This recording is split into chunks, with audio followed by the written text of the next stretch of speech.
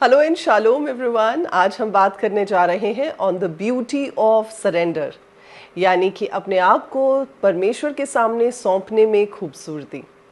जब आप लूक 9:23 पढ़ते हैं तो वहाँ पर ये बात कही गई है, if any one of you desires to follow me, अगर तुम में से कोई मेरे पीछे होना चाहे तो वो अपने आप का इनकार करे, deny himself, take up your cross every day, यानी हर दिन अपना क्रूस उठाए और मेरे पीछे हो ले। क्यों सरेंडर के लिए इतनी बात परमेश्वर ने कही? क्यों सरेंडर में ये कहा गया कि हर दिन अपने आप को डिनाई करें, हर दिन अपने क्रूस को उठाएं? देखिए, it is very easy and very simple to drift away with the currents and with the flow of the world. यानी जो संसार में हो रहा है, जो संसार के पैटर्न्स हैं, उनके हिसाब से अपने आप को उस आकार में ढलने में समय नहीं लगता है। लेकिन क्योंकि परमेश्वर के पैरामीटर्स में और संसार के पैरामीटर्स में बहुत फ़र्क है, इसलिए प्रभु यीशु इस बात को कहते हैं कि अगर आप प्रभु यीशु मसीह के पीछे चलना चाहते हैं, अगर आप प्रभु यीशु मसीह के साथ चलना चाहते हैं, तो क्या करना पड़ेगा? अपने आप का, अपनी ख्वाहिशों का, अपनी सोच का, अपने प्लान्स का, अपनी मैं का आपको इनकार करना पड़ेगा। अपने आप को सरेंडर करना पड़ेगा।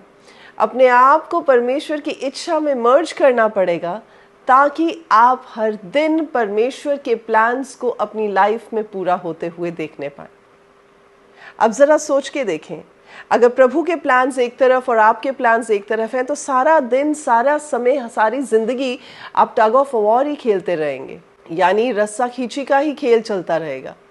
इसलिए परमेश्वर का वचन कहता है कि अगर आप प्रभु के पीछे होकर चलना चाहते हैं, तो आपको अपना इनकार करना आना चाहिए।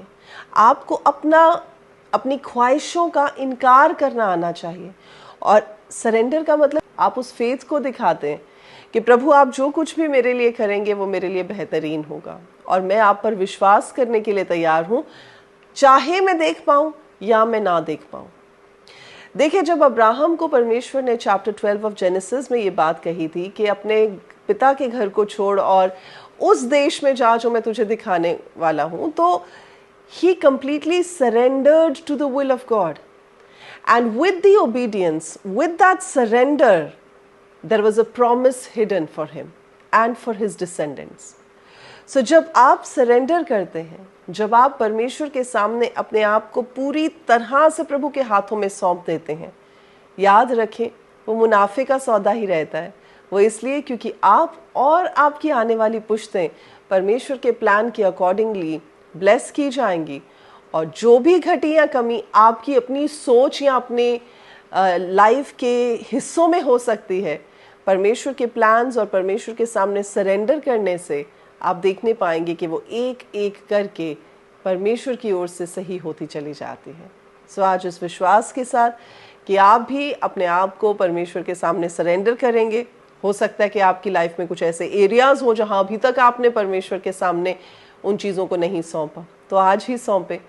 और अगर कुछ मुश्किल लगता है तो परमेश्वर से स्ट्रेंथ मांगे और अपनी लाइफ को बेहतर बनाएं। God bless you.